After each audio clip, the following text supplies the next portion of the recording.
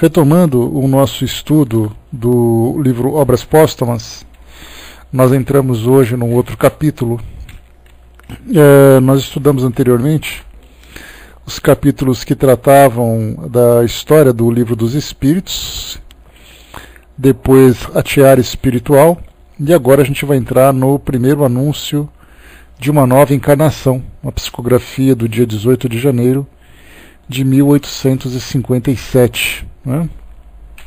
Aqui Kardec ainda era um ilustre desconhecido. Então,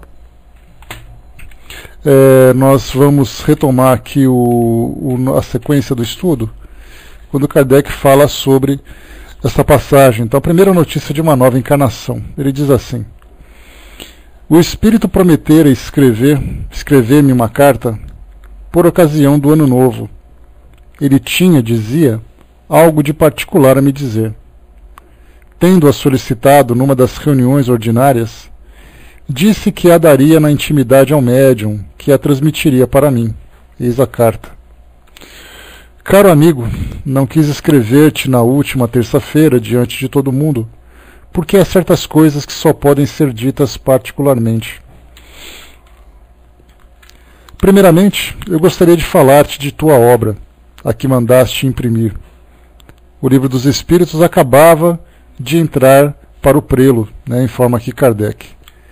Não te des tanto da manhã à noite, tu te sentirás melhor, e a obra nada perderá por esperar. Aqui já tratava do cuidado que Kardec deveria ter na época, principalmente com a sua própria saúde. Então, o cuidado que ele poderia ter sem a pressa, para que não se prejudicasse, que o Livro dos Espíritos, podendo esperar um pouco mais, uma semana, 2 semanas, não ia fazer tanta diferença. E continua: conforme o que eu vejo, és bem capaz de levar a bom termo a tua empresa, e tens que fazer grandes coisas, mas em nada exagere. Vê e aprecia tudo judiciosamente e friamente. Não te deixes arrastar pelos entusiastas e muito apressados. Calcula todos os teus passos e todos os meios a fim de chegares com segurança. Não creas mais do que naquilo que vês. Não desvies a cabeça de tudo o que te pareça incompreensível. Saberás mais do que outro qualquer, porque os assuntos de estudo te serão postos sobre tuas vistas. Aqui essa informação ela é interessante para nós, porque a gente sempre acha que o que a gente sabe de tudo aquilo que foi publicado é a mesma coisa que a gente imagina que Kardec tenha tido acesso. Só que, como eu falei para vocês, a gente não faz ideia de tudo aquilo que chegou até ele, nas particularidades das reuniões que ele participava, das entrevistas que ele fazia, das conversas que ele tinha com os espíritos, de coisas que ele não publicou. Então, o que nós sabemos foi aquilo que ele selecionou. Só para a gente ter uma ideia, no final do Livro dos Espíritos, na conclusão, ele traz para nós a informação que ele conversou com mais de 1000 espíritos para poder elaborar tudo aquilo que o Livro dos Espíritos trouxe para ele, tanto da primeira edição como depois da segunda edição. Então a gente pode imaginar, nesses 1000 espíritos, quantas informações, quantas conversas, quantas curiosidades que ele teve a oportunidade de se deparar. E também depois, nos anos seguintes, com outros espíritos que vieram colaborar na elaboração das outras obras, assim como também na própria Revista Espírita. Então, como disse o Espírito para nós aqui, saberás mais do que outro qualquer, porque os assuntos de estudos te serão postos sobre tuas vistas. Então, nada mais claro para nós do que o codificador tendo informações, digamos, privilegiadas, que muitos de nós sequer imaginamos o que seria. Mas que pena, a verdade não será conhecida ainda, nem acreditada por todos, senão daqui a muito tempo. Não verás nesta existência senão a aurora do êxito de tua obra. Será preciso que voltes, reencarnado num novo corpo, para completar o que tiveres começado, e então terás a satisfação de ver em plena frutificação a semente que tiveres espalhado na terra. Aqui nesse parágrafo nós já começamos a dar aquela coçadinha na orelha, né, porque sempre fica aquela dúvida: o que seria essa reencarnação de Kardec no novo corpo?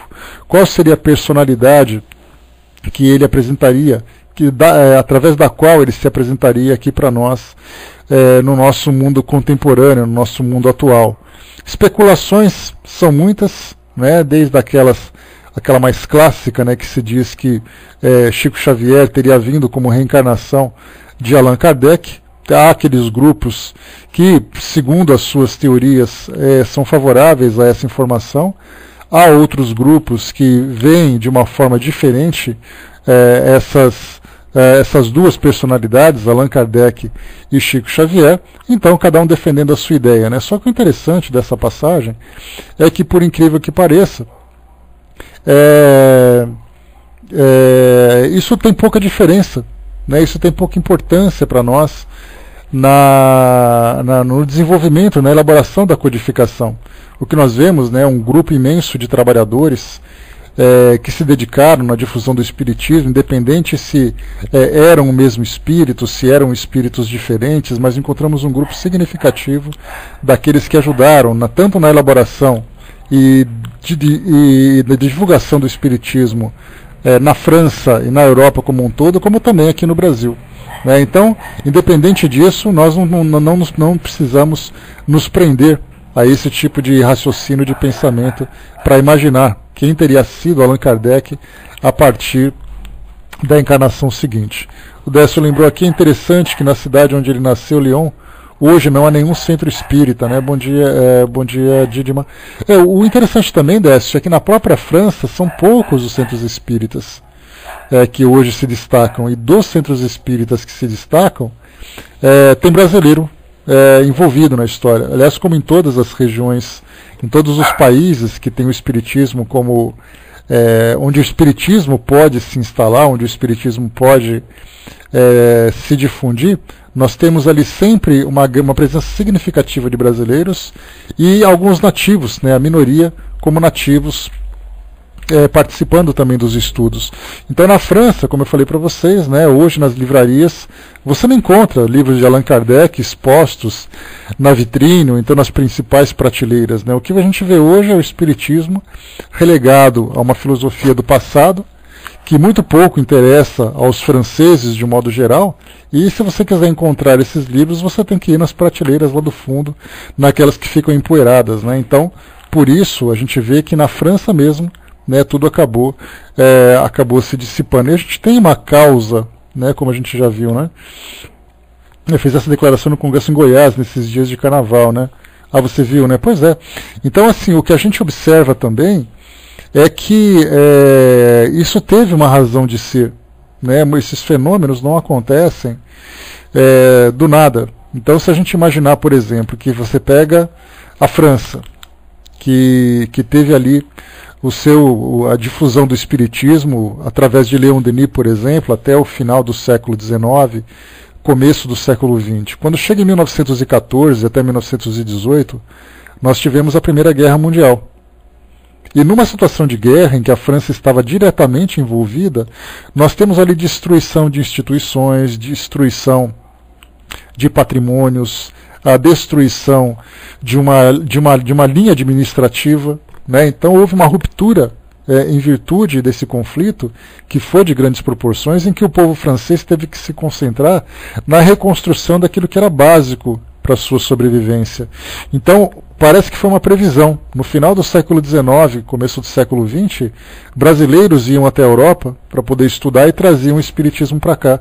Parece que prevendo aquilo que aconteceria na França, que seria uma grande interrupção, observando a impossibilidade de continuar no desenvolvimento daquela filosofia naquele local. Então a gente vê que existe uma razão de ser, porque não é tão simples assim. Se fosse aqui no Brasil, quando o espiritismo começasse a se desenvolver, lá naquele período do final do século XX, se por acaso uma guerra mundial das proporções da Primeira Guerra, né, da chamada Grande Guerra, acontecesse aqui no Brasil, nós também teríamos uma interrupção e o espiritismo não se difundiria por aqui. Como é que a gente vai pensar no espiritismo, sabendo que você tem que trabalhar para poder construir sua casa, para poder providenciar comida, daquelas instalações que eram as mais básicas, sem falar nas mortes e todo o sofrimento que uma guerra acaba acarretando, né? Então, tem uma razão de ser essa interrupção na França. E por isso, né, as gerações seguintes que vieram da pós-guerra e depois mesmo a Segunda Guerra Mundial, que também atingiu a França diretamente.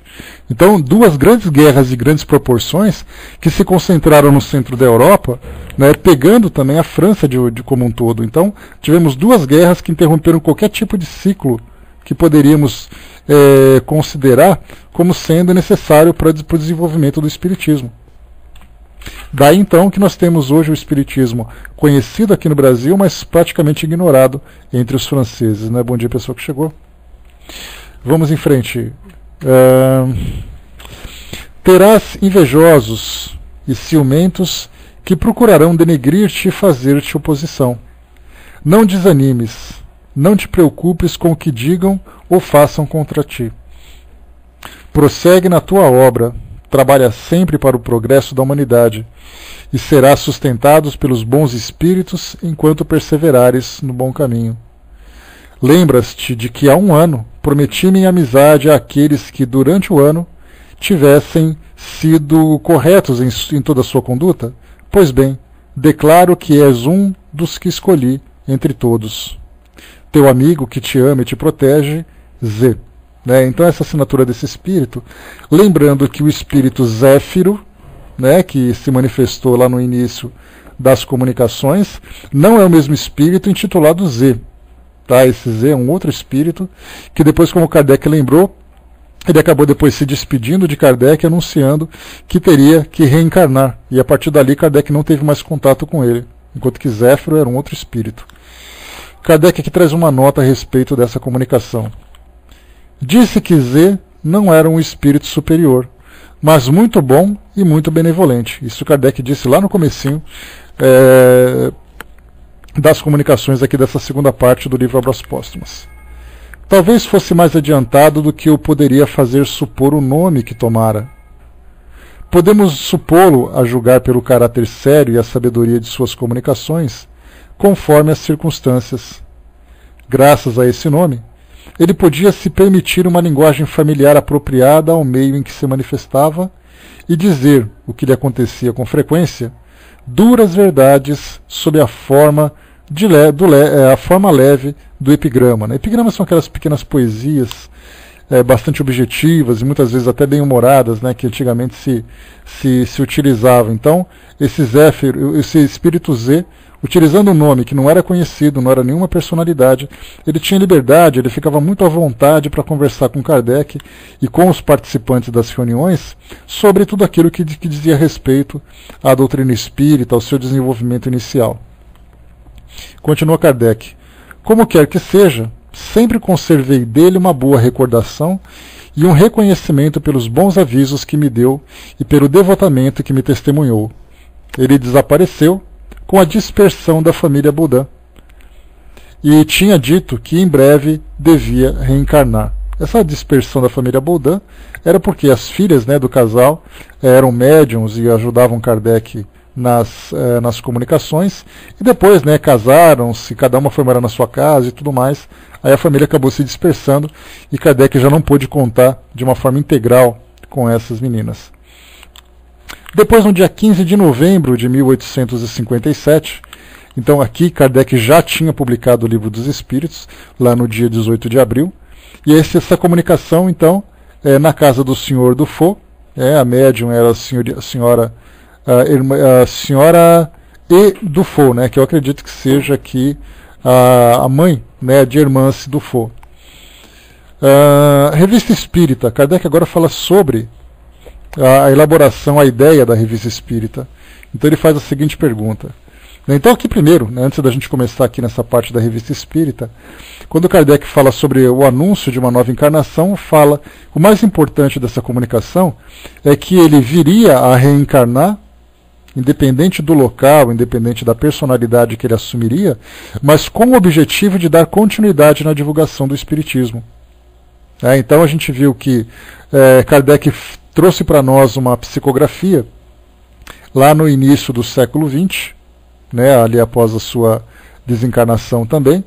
Então trouxe para nós essa psicografia e pouco tempo depois ele viria a desencarnar.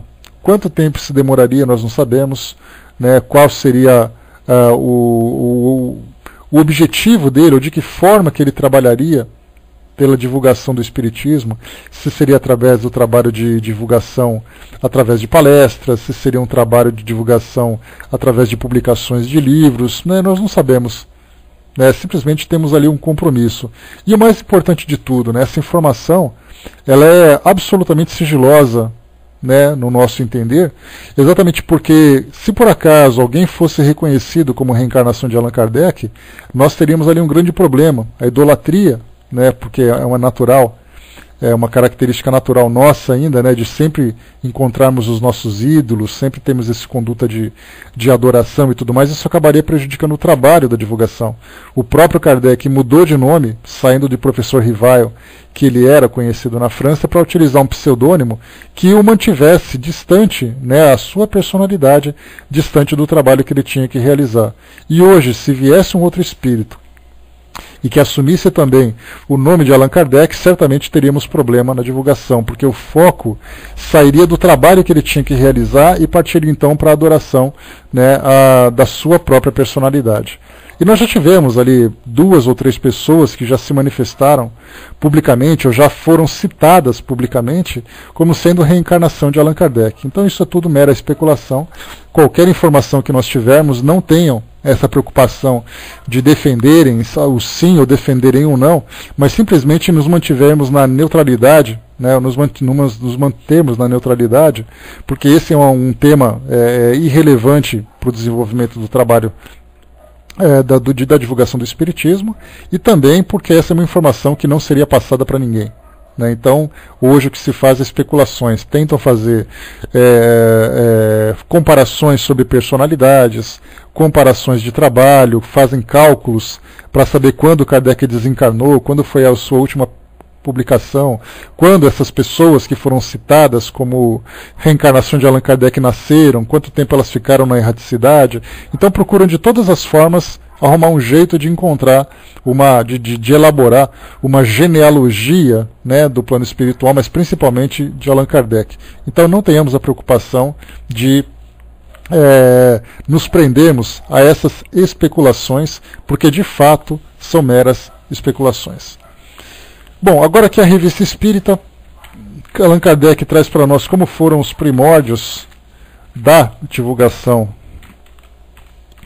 da divulgação da doutrina espírita pela revista, que seria então um livro periódico, como a gente lembra. A revista tinha um objetivo, na ideia de Allan Kardec, não apenas fazer a divulgação de informações que ele não traria para os livros da codificação, mas seriam informações soltas que ele publicaria através de artigos, opiniões pessoais, intercâmbio com outros grupos espíritas, o intercâmbio com leitores também sobre dúvidas, sobre situações, sobre refutações. Então Kardec gostaria de ter a liberdade de expressar a sua opinião sobre aquilo que não apenas o Espiritismo apresentava, mas sobre aquilo que a própria sociedade pensava sobre o Espiritismo. Fazer as propagandas sobre as publicações dos livros, já que a Revista Espírita não apenas facilitaria a divulgação periódica do Espiritismo, já que ela era mensal, como também seria até uma própria fonte de renda, porque já a revista necessitaria de assinantes, para que os trabalhos da codificação pudessem ser realizados com tranquilidade, né, na publicação de livros, no aluguel de salas para as reuniões que se fazia, das viagens que deveriam ser feitas para suas palestras e conferências e tudo mais. Né? Deixa eu ver aqui, o Braz lembrou aqui, né, que a maior preocupação de Luciano dos Anjos, ou Augusto dos Anjos, foi de provar que André Luiz não era Carlos Chagas, né? Até mesmo também, né? A gente vê Carlos Chagas, Oswaldo Cruz, também a mesma coisa com André Luiz, porque quando ele fala que ele foi um médico, no Rio de Janeiro, no começo do século XX, todo mundo já começou a pegar quem eram as grandes personalidades que viviam no Rio de Janeiro também, né? E quem eram as grandes personalidades que viviam naquela região, naquele período, para tentar encontrar alguém. E, na verdade, pelo que se fala, Allan Kardec, o André Luiz é um pseudônimo que ele utiliza também, naturalmente, mas ele era um espírito que tinha um consultório particular, não era aparentemente ninguém envolvido em grandes causas públicas, diferentemente de Oswaldo Cruz ou Carlos Chagas. Então hoje a gente coloca esses nomes, mas também nós temos grupos de estudos, grupos que fazem debates e tudo mais para defender quem é quem.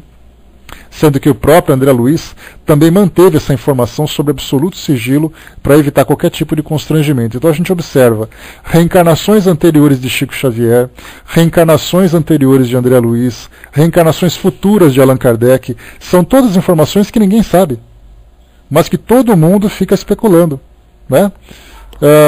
Deixa eu ver aqui. A Miriam lembrou, nos perguntamos qual a utilidade disso. É a mera satisfação de curiosidade, Miriam?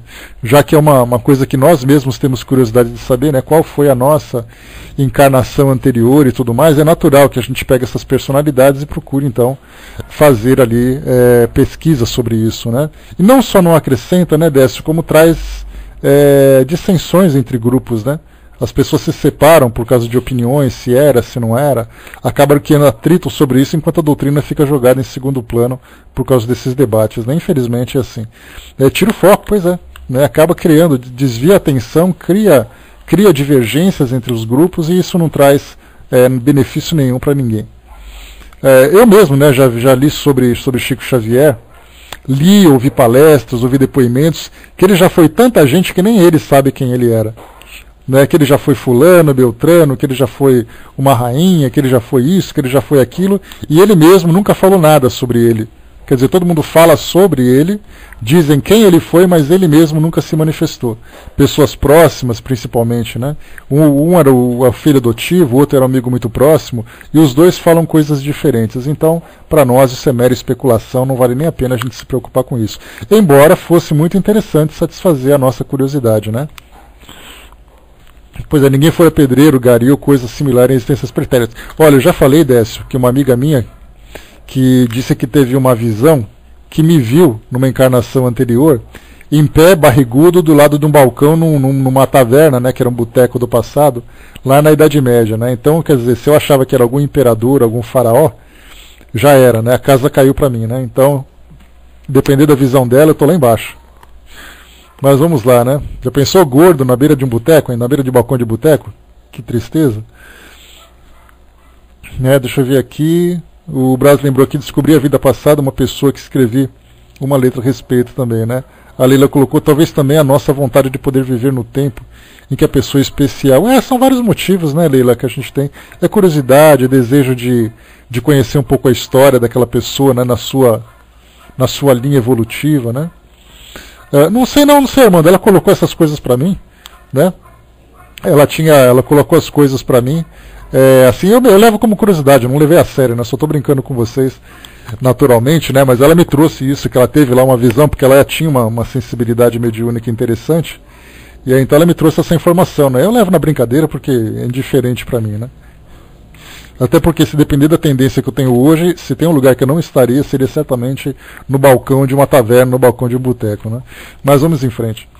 Bom, vamos para a Revista Espírita agora. Pergunta. Kardec coloca assim, tenho a intenção de publicar um jornal espírita. Pensais que chegue a fazê-lo e me aconselhais a fazê-lo? A pessoa a quem me dirigiu, o Sr. Tiedemann, não parece disposto a me prestar seu concurso pecuniário, Ou seja, Kardec tinha conversado com esse Sr. Tiedemann a respeito de um patrocínio para que houvesse essa publicação, mas ele não demonstrou muito interesse. Então Kardec faz uma consulta aos amigos espirituais perguntando se essa proposta é uma proposta válida para a divulgação do Espiritismo. A resposta, bom dia pessoal que chegou, sim, tu conseguirás com a perseverança. A ideia é boa, mas é preciso fazê-la amadurecer mais. Pergunta de novo de Kardec. Temo que outros me ultrapassem. Ou seja, Kardec imagina que outra pessoa, né, que possa publicar essa revista antes dele, trazendo um prejuízo para a doutrina espírita. Porque certamente seria alguém empolgado, alguém apaixonado, que traria a sua opinião pessoal, o seu ponto de vista, para a divulgação do Espiritismo, que poderia ser um desserviço, poderia se virar contra a doutrina espírita. Por isso a preocupação de Kardec de tomar todas as iniciativas para que o Espiritismo fosse divulgado dentro de todos os critérios de segurança que ele tinha estabelecido junto aos espíritos, quando surgiu a proposta dele ser o responsável por essa organização. Então Kardec traz aqui novamente uma pergunta. Aliás, ele trouxe a pergunta, né? Temos que outros me ultrapassem. A resposta é preciso andar depressa. A pergunta, não peço outra coisa, mas falta-me o tempo. Tenho 2 empregos que me são necessários, como o sabeis. Desejaria poder renunciar a eles, a fim de me consagrar inteiramente à tarefa, sem outras preocupações. Então Kardec faz anúncio aqui de 2 empregos, né, e algumas informações, algumas publicações, principalmente biografias de Kardec, fala que ele trabalhava com contabilidade, que ele era também professor, que ele trazia publicação de livros pedagógicos, né? Então ele tinha ali 2 empregos para poder se sustentar, e mais ainda o trabalho com a doutrina espírita. Então dá para imaginar que ele tinha ali 3 jornadas, né, para poder fazer esse trabalho, e não é à toa que a saúde dele acabou sucumbindo, acabou se desgastando, né, de uma forma mais rápida, pelo excesso de trabalho que ele realizava.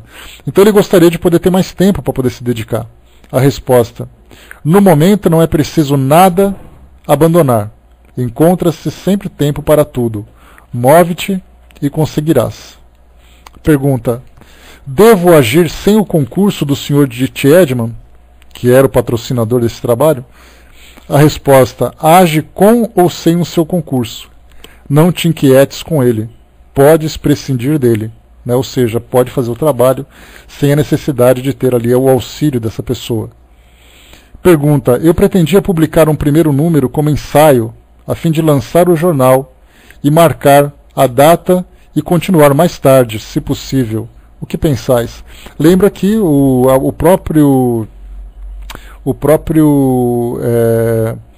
a Revista Espírita, né, deixa eu pegar para vocês aqui o título original dela, porque Kardec fala aqui sobre o jornal, né?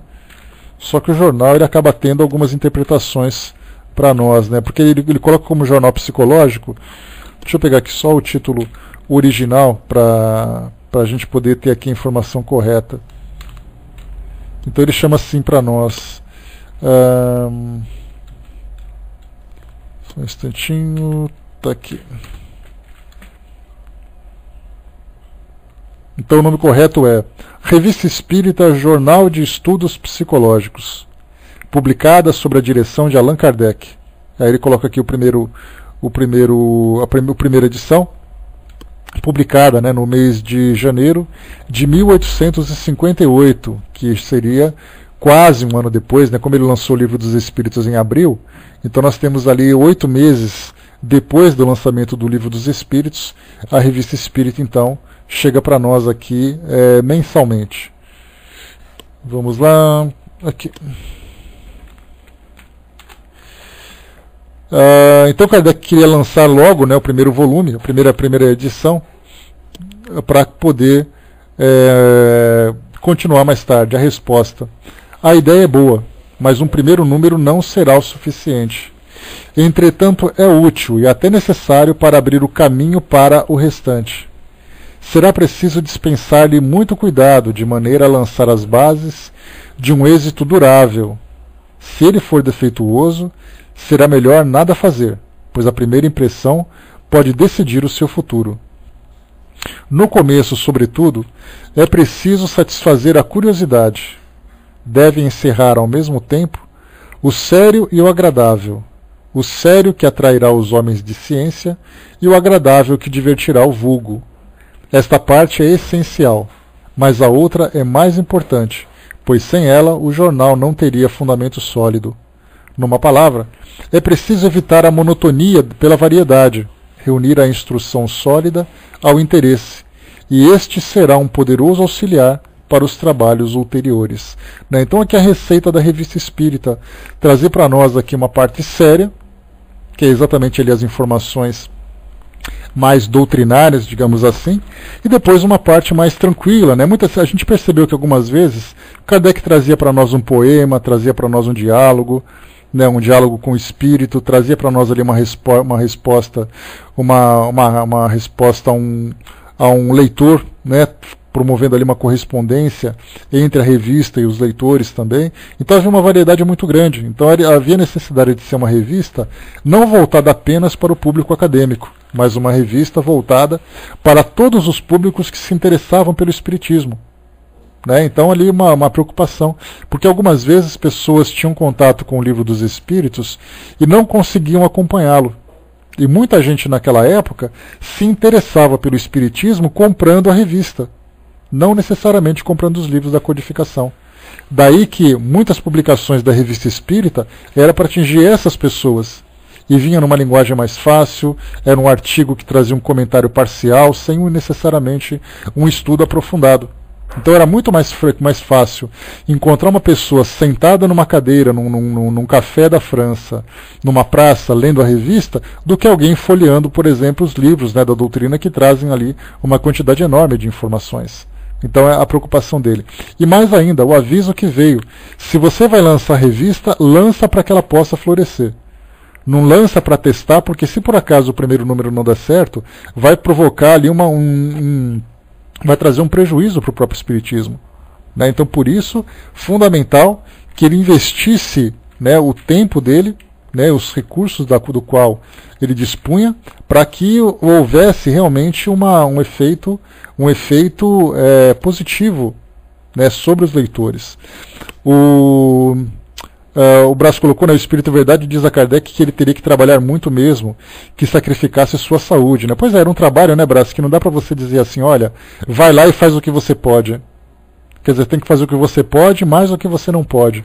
Porque era um trabalho que seria fundamental. As bases de Allan Kardec traria para o Espiritismo ali a sua instalação aqui no nosso mundo. Se houvesse um trabalho feito pela metade, certamente ela se perderia no tempo, como tantas outras filosofias, né, que começaram e acabaram simplesmente se implodindo, né, por princípios vagos, princípios instáveis também. Né? A Mia colocou, né, então, o alvo do Espiritismo era o mundo acadêmico. Não era que é o mundo acadêmico, Mia. A gente pode dizer o seguinte, que a forma como o Espiritismo veio, trazendo para nós três princípios fundamentais, a gente sabe bem, né, que são os três pilares, que é exatamente o seu aspecto científico, o seu aspecto filosófico e o seu aspecto espiritual, religioso, moral, vamos dizer assim. Então, o Espiritismo é o que é. Para você pegar, por exemplo, a população, o mundo popular, as pessoas, o vulgo, como Kardec coloca, que são as pessoas comuns, pessoas com uma intelectualidade mediana, com grau de escolaridade não necessariamente baixo, você precisaria transformar o espiritismo numa linguagem fantasiosa. Só que, como a gente lembra, lá na introdução do Livro dos Espíritos, do Evangelho segundo o Espiritismo, nós temos uma mensagem do Espírito Verdade que ele diz o seguinte: chegou a hora em que todas as coisas deverão ser restabelecidas no seu verdadeiro sentido. Então, para que você traga uma verdade, para que você divulgue leis naturais, para que você traga uma realidade, você já não tem mais condições de utilizar uma linguagem simples. Você tem que utilizar a verdade. Para você falar de ciência, você tem que falar numa linguagem acadêmica, você tem que falar numa linguagem técnica. Você falar, por exemplo, sobre princípios da mediunidade, você falar sobre princípios da reencarnação, você falar sobre leis naturais, você utilizar bases filosóficas, como Kardec utilizou. Ele trazia um grau de conhecimento, né, a doutrina espírita num grau de conhecimento, onde as pessoas que tinham maior conhecimento, maior capacidade intelectual, se assimilariam essas informações com maior facilidade. Mas não significa que foi voltado para ela. Então, qual que era o trabalho? Fazer com que essas pessoas que tinham esse grande conhecimento fizessem com que as informações doutrinárias fossem, digamos assim, condensadas de uma forma que todas as pessoas pudessem assimilar. Eu falo bastante sobre essa mensagem, que ela é significativa para nós.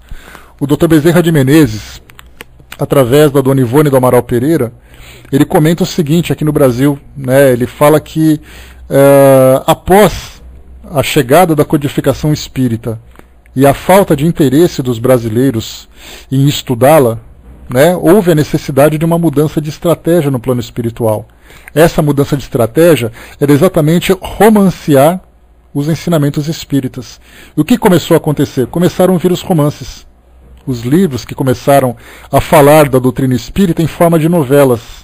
Algumas histórias eram fictícias, algumas histórias eram reais, espíritos que traziam seus depoimentos, mas sempre falando sobre princípios da doutrina espírita, falando sobre processos obsessivos, mediunidade, continuidade da vida no mundo espiritual, falar sobre reencarnação, falar sobre lei de causa e efeito. Então a gente percebe que lendo um romance, que aliás a gente sabe que os romances vendem muito mais do que os livros da codificação. Pegarmos, por exemplo, quantos livros, quantas edições do Livro dos Espíritos foram vendidas comparadas com os livros de Zíbia Gasparetto, comparadas com os livros, por exemplo, de Chico Xavier. A gente sabe que nem se compara. Mas por que isso tudo? É uma estratégia para fazer da mesma forma que Jesus fez naquele período. Jesus ele tinha condições de conversar, né, com filósofos, com os doutores da lei, de igual para igual. Porque ele tinha conhecimento das leis, tinha conhecimento da religião dominante na época, tinha conhecimento sobre a realidade do mundo espiritual. Mas quando ele tinha que conversar com as pessoas na rua, ele falava através de parábolas. E os próprios apóstolos perguntaram, né, mas Senhor, por que falas através de parábolas? Né? Então ele explica exatamente essa dificuldade das pessoas comuns. E a doutrina espírita ela veio na sua condição técnica, mas acabou sendo interpretada ou, digamos, traduzida para que as pessoas comuns pudessem compreender. Do contrário, nós teríamos somente pessoas de alto grau intelectual estudando. Não teríamos pessoas comuns.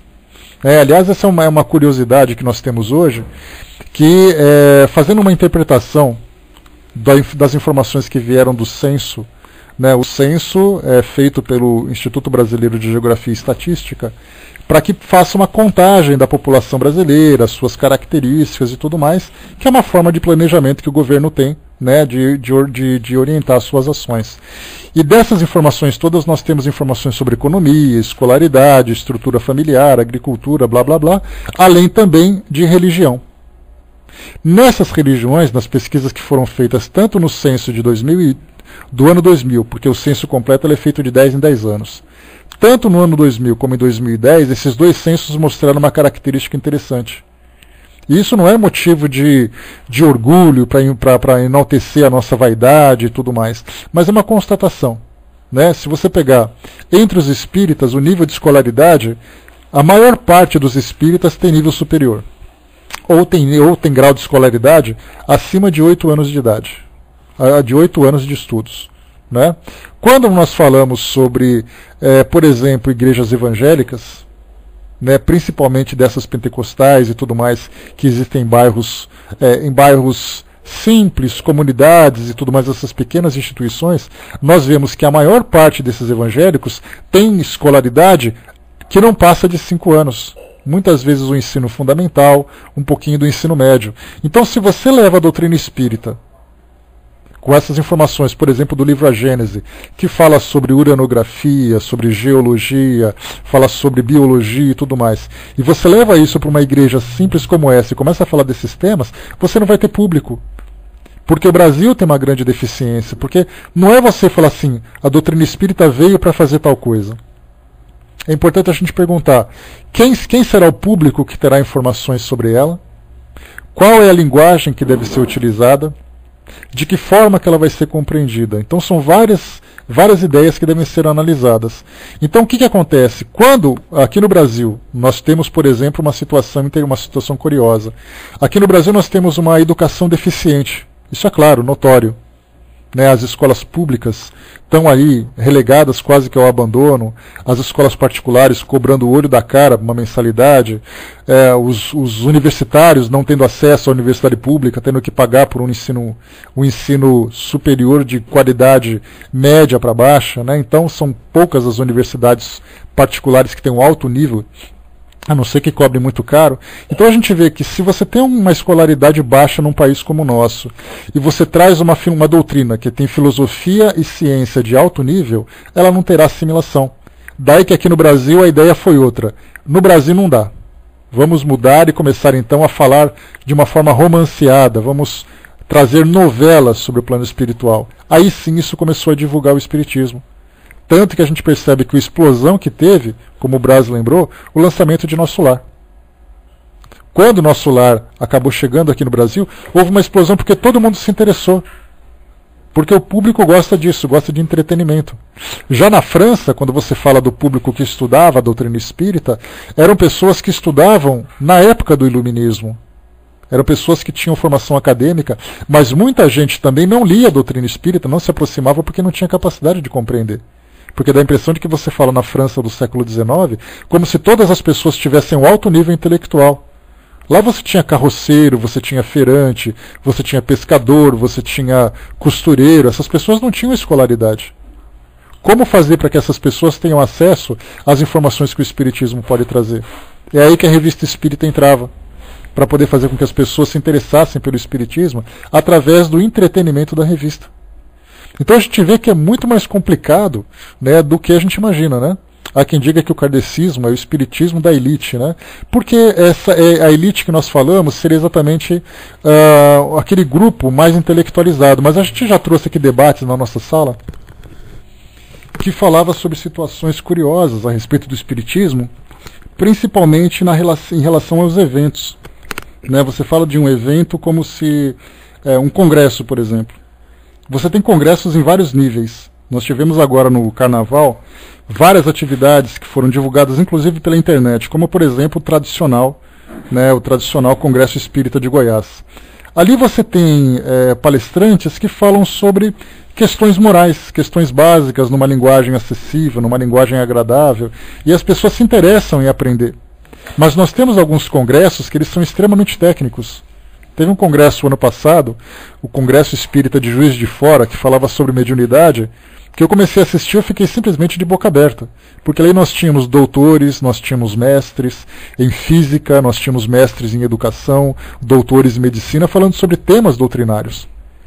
Aí se você não tem um grau de escolaridade mínimo que consiga acompanhar a linguagem que é utilizada, você fica ouvindo, deslumbrado com o que fala, mas você não entende absolutamente nada. Então, na verdade, ele se torna elitizado se os espíritas ficarem preocupados em divulgar o espiritismo apenas numa linguagem técnica. Se você começar, então, a popularizar o espiritismo, modificando a sua linguagem, trazendo ali informações que são acessíveis para as pessoas, você começa, então, a fazer o espiritismo se tornar uma doutrina completa, atingindo a todas as camadas, num tema de alto nível para aqueles que estudam no alto nível e para aqueles no nível básico, no nível médio, para aqueles que estão nessas camadas. Então a responsabilidade, na verdade, é dos próprios espíritas. O Braz lembrou ali, por exemplo, né, Violetas na Janela, Nosso Lar. Fale um título de Zíbia Gasparetto para mim aí, por favor, pessoal, não estou lembrando aqui. O Matuto, de Zíbia Gasparetto e tal, né? São livros que nós olhamos nas prateleiras assim, e são livros que são vendidos assim a rodo. E muitas vezes nós ficamos preocupados, mas esses livros não prestam, porque esses livros fazem não sei o quê. Esses livros são extremamente importantes. Porque é através deles que as pessoas começam a se aproximar das casas espíritas, é através deles que elas começam a ter as noções básicas daquilo que é a doutrina espírita, né? Em termos de percentagem, quantos são esses em relação aos outros brasileiros, a todos os brasileiros, essa informação? A estatística diz que nós hoje, né, entre os espíritas, aqueles que se declaram espíritas, estão em torno de 2,5% a 3% da população. Então a gente vê que é muito pouco. A Igreja Católica está em torno de 60%, as igrejas evangélicas chegam ali em torno de 30%, e o Espiritismo em torno de 2,5%. Isso dá mais ou menos uma média de talvez 10 milhões de pessoas né? Então é muito pouco ainda daqueles que se declaram, mas entre aqueles que se identificam com temas que o Espiritismo estuda, tem muita coisa ainda, né? Sim, exato, né? Deixa eu ver aqui. Né, a Mary Julie colocou, não é isso mesmo, Nosso Lar me iniciou na doutrina, né, foi lendo ele que me identifiquei. Eu já li vários livros, vários temas, então eu posso dizer que vários livros começaram a me estimular a conhecer o Espiritismo. Né, por isso a gente vê assim como é complexo. Nós estamos acompanhando então a divulgação de uma filosofia que ela é muito nova, então a gente está conseguindo acompanhar todo esse processo. Jesus, na sua época, ele falava nos montes, ele falava embaixo de árvores, ele falava para pessoas na rua que eram analfabetas, não eram pessoas que tinham ensino básico, eram pessoas que eram analfabetas. Né? Quando a gente pega as parábolas e nós encontramos nas parábolas elementos daquela realidade, como falar, por exemplo, pescadores, pastores, marceneiros, comerciantes e tal, nós falamos de pessoas que eram analfabetas. Pessoas que mal tinham o que comer. Como é que ele ia trazer uma realidade do mundo espiritual para pessoas que sequer tinham qualquer conhecimento básico? Hoje nós temos um conhecimento mais avançado e percebendo a dificuldade que é levar essas informações para todos esses grupos, nesses mais variados níveis, numa linguagem que cada grupo possa compreender. É mais ou menos o que acontece numa casa espírita. Você tem um estudo para evangelização, você tem estudo para adolescente, você tem estudo para juventude, você tem estudo para os adultos e assim vai. Para cada grupo uma linguagem, mas levando sempre a mesma informação. A Miriam lembrou, né, dizer ao outro que o livro não vale nada é privá-lo da oportunidade de aprendizado e discernimento, com certeza. O Armando lembrou aqui, né, mas que adianta esses romances, pois o mesmo, na sua maioria, está em contradição, né? E quando o leitor desse livro vão procurar obras fundamentais, entra em confusão em sua maioria. Eu não concordo, Armando. Eu não vejo como na sua maioria está em contradição. O que nós vemos ali são muitas histórias. Essas histórias têm situações infiltradas em que princípios, por exemplo, da codificação, como reencarnação, como obsessão, estão contextualizadas numa determinada situação. Agora, de informação equivocada já é uma outra história. Né? Então eu não vejo dessa forma, não. Eu vejo extremamente importante. Se não fosse por isso, o Espiritismo estaria relegado a uma meia dúzia. Estaria simplesmente apagado. Talvez o Espiritismo tivesse sendo até esquecido no Brasil se não fossem esses romances. Podemos ter certeza disso. Deixa eu ver aqui mais, né? Tá. Bom, vamos em frente aqui para nós, né? Porque do contrário, a gente não consegue desenvolver o nosso tema, mas vamos lá. Onde nós paramos aqui, tal, né? Falamos sobre, então, sobre a revista espírita, a importância de fazer com que esse conhecimento espírita fosse difundido, né? E mais uma vez aqui também, né? Numa palavra, é preciso evitar a monotonia pela variedade. Essa monotonia pela variedade traz exatamente para nós essa preocupação de fazer com que as pessoas se interessem não pelo estudo, mas que através do entretenimento elas tenham acesso a essas informações. A nota de Kardec. Pessoal, vamos lá então, nota de Kardec. Apressei-me em redigir o primeiro número e o fiz circular em 1º de janeiro de 1858, sem haver dito nada a ninguém. Não tinha um único assinante e nenhum fornecedor de fundos. Olha só que isso é importante, pessoal. Kardec coloca, né? Então ele, por sua própria conta, né? Por sua própria conta. 1º de janeiro ele lançou, não contou nada para ninguém, não tinha um único assinante nem fornecedor. Eu o fiz inteiramente, pois por minha conta e risco não tive do que me arrepender, pois o êxito ultrapassou minha expectativa. A partir de 1º de janeiro, os números se sucederam sem interrupção, e como o Espírito havia previsto, este jornal tornou-se para mim um poderoso auxiliar.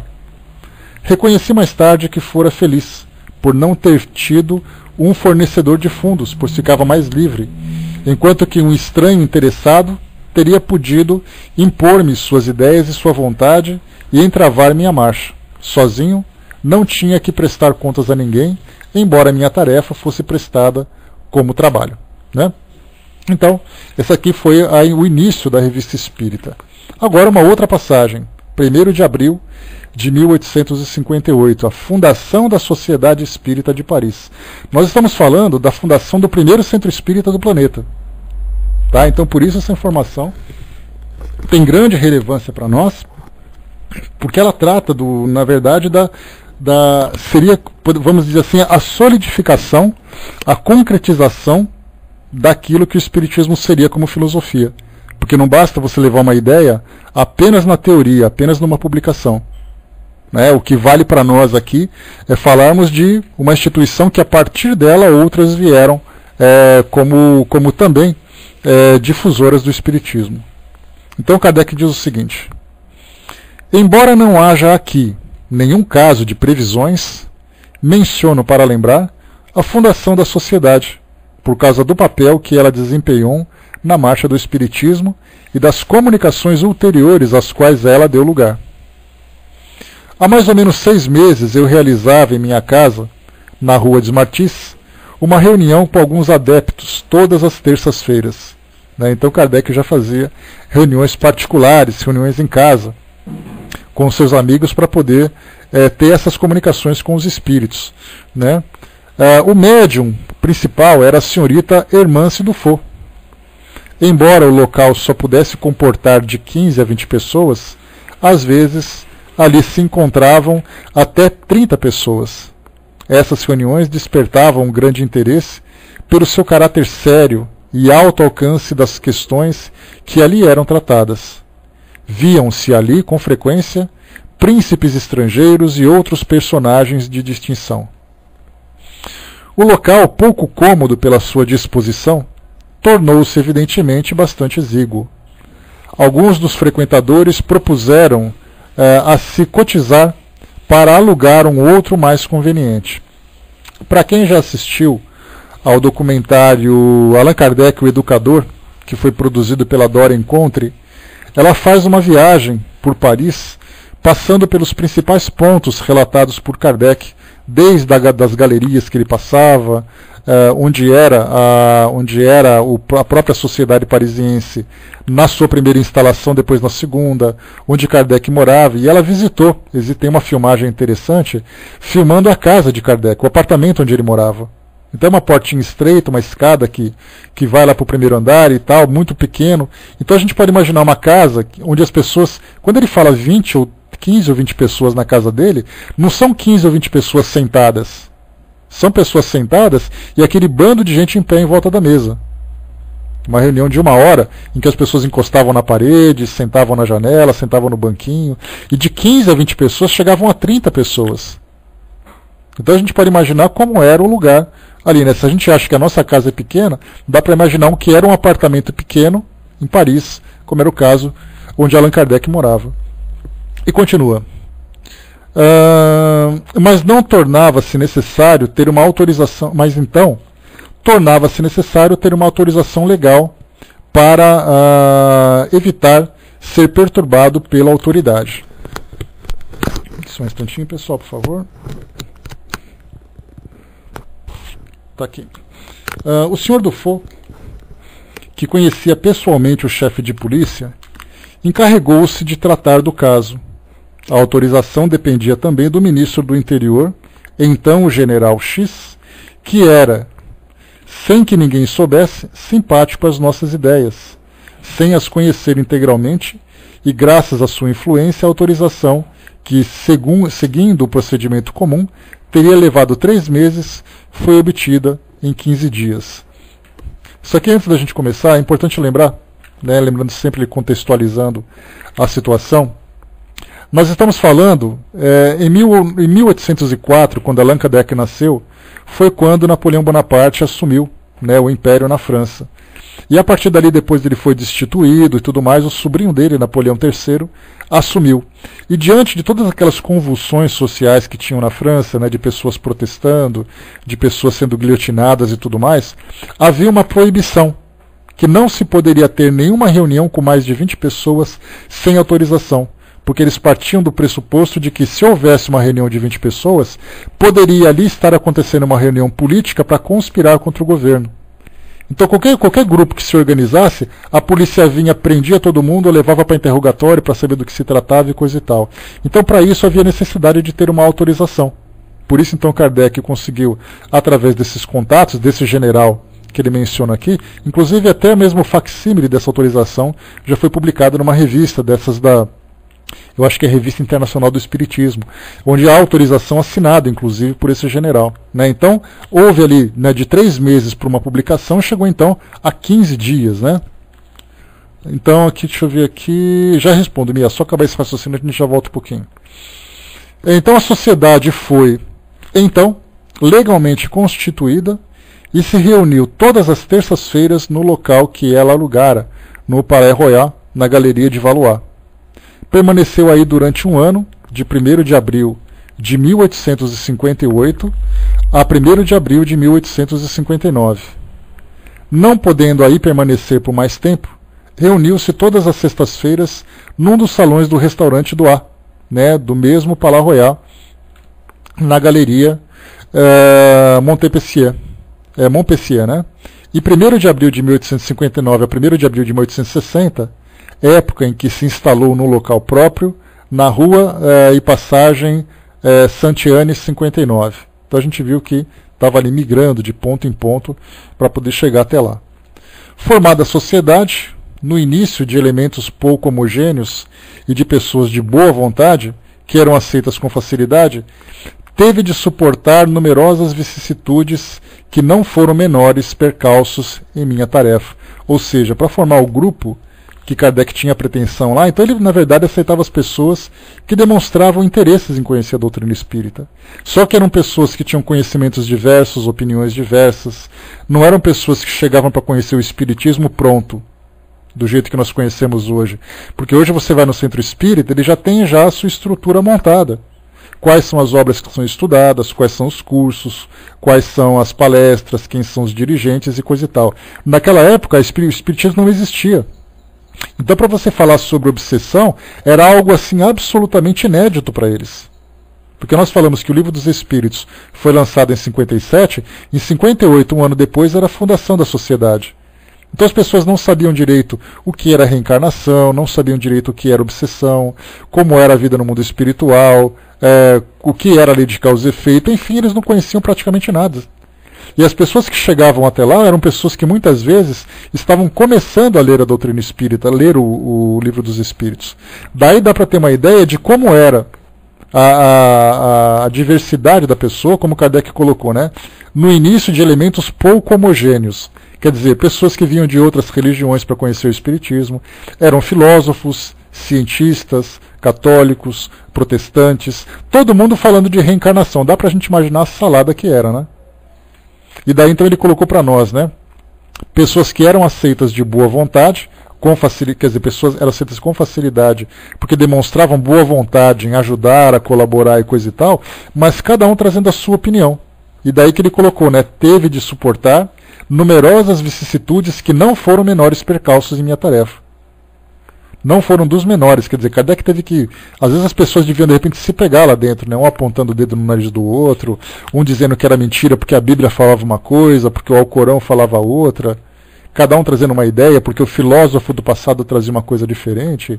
Né? Dá para imaginar assim, um em cima da mesa, apontando o dedo, o outro, calma, meus amigos, calma, e aquela gritaria, aquela bagunça toda. Né? Se hoje, numa reunião de dirigentes espíritas num centro espírita, já saem gritos e todos eles pensando da mesma forma, dá para imaginar um grupo em que as pessoas pensavam completamente diferentes. Né? Então era uma doideira aquilo que acontecia naquela época. E todo mundo acha assim que Kardec chegou, sentou, escreveu, publicou o livro, todo mundo comprou e foi uma beleza, né? Não foi não. Ele teve que desbravar, né, aquilo que era completamente inédito para todos. A Mia colocou aqui, né, será que foram os católicos ou protestantes espiritualistas que escreveram os romances espíritas? Foram pessoas comuns, né, Mia? Não eram necessariamente pessoas dotadas, pessoas que eram adeptas dessa ou daquela religião necessariamente. Porque quando se fala num texto que chegou do mundo espiritual, um espírito que trazia o seu depoimento, ele trazia o seu depoimento porque ele era convidado, né, pelos espíritos para trazer as suas ideias, para trazer a sua opinião. Então ele contava a sua história, independente das crenças que eles tinham.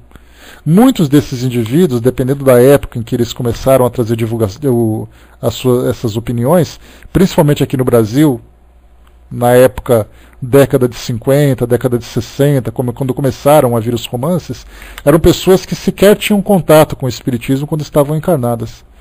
Então, no mundo espiritual, se depararam com uma nova realidade, começaram a ter uma compreensão melhor daquilo que eles próprios viveram, então eles trouxeram esses depoimentos, né, daquelas histórias que eram mais interessantes. Então, as pessoas das mais variadas, independente das religiões. Agora, certamente, a minoria daqueles que traziam depoimento eram os espíritas, já que o espiritismo não tinha tanta difusão aqui no Brasil, né? Ele, Chico Xavier, romance pessoal, não escreveu nenhum. Ele só foi médium e trouxe para nós as psicografias. O Brás colocou vários santos católicos que foram escolhidos para trazer a codificação, né? Dá para ver a universidade dela, né? No caso da codificação, né? Deixa eu ver o que nós temos no próximo texto, só um instantinho. A duração dos meus trabalhos. Deixa eu ver o tamanho desse texto. Está aqui, ó. Vamos lá. Dia 24 de janeiro de 1860, na casa da senhora Forbes, médium, senhora Forbes. Duração dos meus trabalhos. Segundo minha apreciação, estimava que ainda me seriam necessários 10 anos para terminar meus trabalhos, mas não falara a ninguém sobre essa tarefa.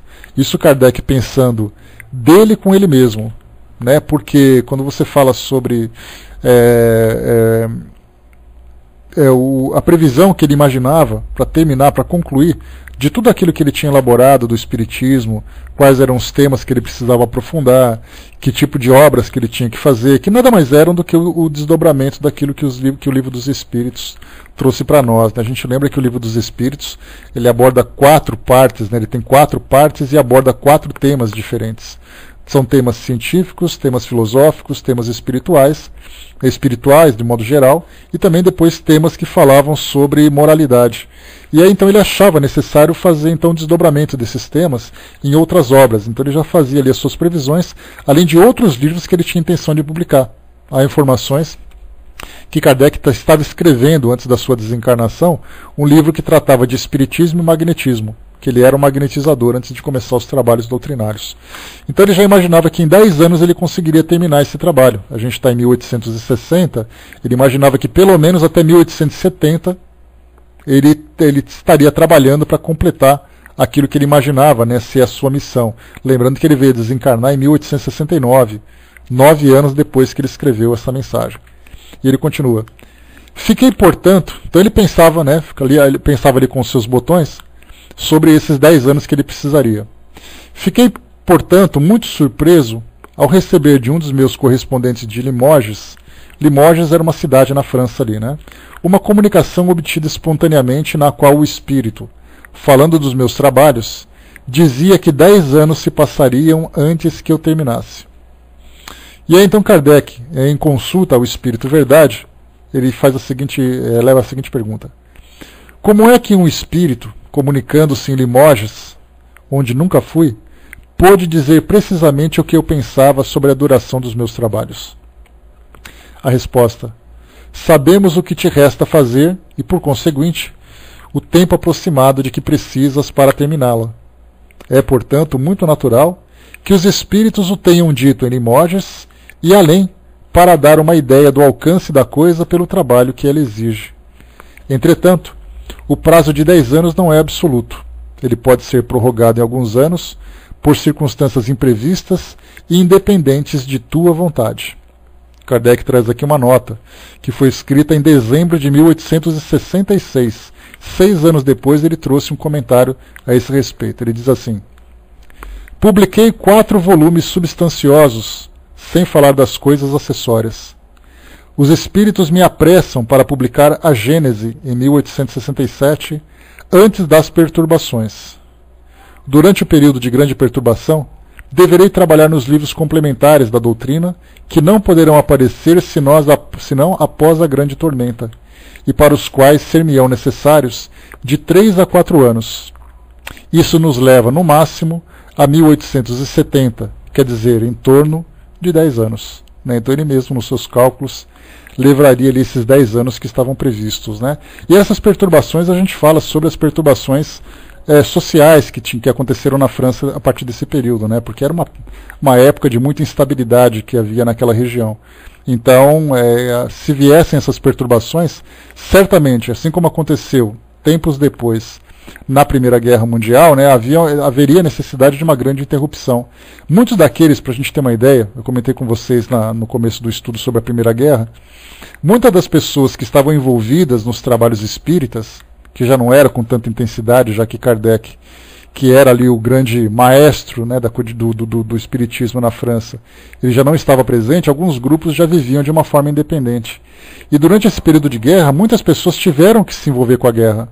Daí então que muitos centros espíritas fecharam, muitas livrarias foram destruídas, muitas gráficas tiveram que parar o trabalho de publicação de livros para começarem a publicar panfletos de estímulos à população e tudo mais, né? Então a gente vê quantas coisas aconteceram naquele período, né, em que Allan Kardec viveu, e também o próprio Leon Denis, porque Leon Denis viveu durante a Primeira Guerra Mundial, veio a desencarnar depois da Primeira Guerra, e ele escreveu inclusive sobre isso, né? Por isso então a gente vê quanta coisa, né, aconteceu naquele período. O Brás perguntou aqui, né, será que a vinda da doutrina para o Brasil não evitou até das obras ter desaparecido? Eu comentei no início isso, Brás, né, que eu imagino assim que ao mesmo tempo em que essas turbulências aconteciam na França, naturalmente que a gente está especulando, né, trazendo ali uma ideia do que poderia acontecer. Ao mesmo tempo em que essas turbulências estavam acontecendo, muitos brasileiros iam para a França estudar. Né? Então, estudar medicina, estudar direito, outras faculdades, né, que era muito comum, principalmente na Bahia, né, que nós tínhamos ali uma comunidade importante com recursos, mas principalmente em São Paulo e Rio de Janeiro, que nós falamos ali daquele período do final do século XIX, começo do século XX, que era, por exemplo, a cultura do café, aqui no Brasil, que pegava parte de Minas Gerais, pegava ali Rio de Janeiro, pegava São Paulo. Então nós tínhamos os grandes fazendeiros de café cujo capricho era exatamente fazer com que a família viajasse, né, para a Europa. E ali então viajava, estudava, conhecia e começava a trazer os livros para cá. Então a gente percebia que quase que de uma forma inconsciente, entre aspas, assim como os pássaros, né, se alimentam das frutas e depois levam as sementes para outros lugares para que nasçam plantas naqueles lugares, esses viajantes faziam isso. Né? Então nós tínhamos a maçonaria, que tinha uma relação interessante com a doutrina espírita, Dom Pedro, que também tem citações interessantes sobre práticas mediúnicas, na própria Europa, né, que nós temos também essas histórias. Então, muita coisa aconteceu fazendo com que houvesse uma transferência, digamos assim, de informações para o Brasil, porque depois que aconteceram todas essas catástrofes, essas guerras, essas convulsões na Europa, o espiritismo simplesmente desapareceu da sociedade, ao mesmo tempo que aqui no Brasil ela começava então a florescer, através da fundação de centros espíritas, de grandes nomes da doutrina espírita do início do século XX. Até que quando chegou na década de 40, veio então as publicações do livro de Chico Xavier, que começou a fazer com que o espiritismo se popularizasse e não ficasse fechado nas casas espíritas. Lembrando que o primeiro centro espírita no Brasil, ele foi fundado na década de 60 ou 70 do século XVIII, ali por 1860 e 1870, em Salvador, que foi o primeiro centro espírita. E depois vieram aqui para a região sul do Brasil essas instituições. Né? Já ouvi que há muita coisa nessa história. Tem, Simia. Não é uma coisa simples, não. O que a gente conhece. Porque muitas vezes a gente fica preso, né? A gente fica preso aos estudos doutrinários e a gente se esquece de estudar um pouco da história do que foi o Espiritismo, né? De todas as dificuldades. Né? Tem um livro muito interessante para quem gosta de história. Aqui está tudo em ordem, filhinho. Para quem gosta de história, tem um livro muito interessante que fala sobre a história do Espiritismo no Rio de Janeiro. É um livro baratinho, deve custar uns 10, 15 reais. Foi publicado pela editora Celde, chamado História de Luz, né? Papéis Velhos e Histórias de Luz. Né? Então conta a história assim de como foi o Espiritismo no Rio de Janeiro, desde o início do século XX até meados desse mesmo século e tudo mais. Né? Então são muitas histórias, muitos personagens, muitos fatos, muitas dificuldades. Né? Então vale a pena para quem gosta de conhecer esse aspecto do Espiritismo. Tá? Bom, pessoal, fechando por aqui o nosso estudo de hoje, nós paramos então no... o próximo texto será Acontecimentos Papado. Tá? Então, 28 de janeiro de 1860, Kardec vai falar sobre esse nosso tema. Tá?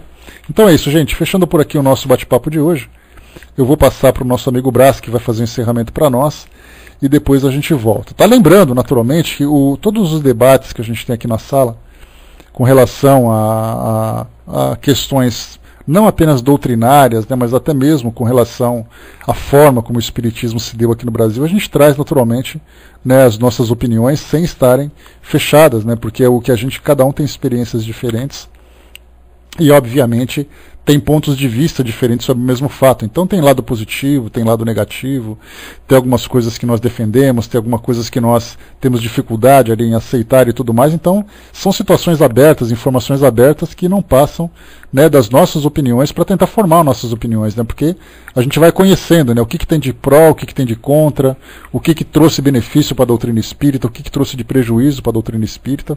E aí então muita coisa para a gente estudar, coisa que não acaba por aqui ainda.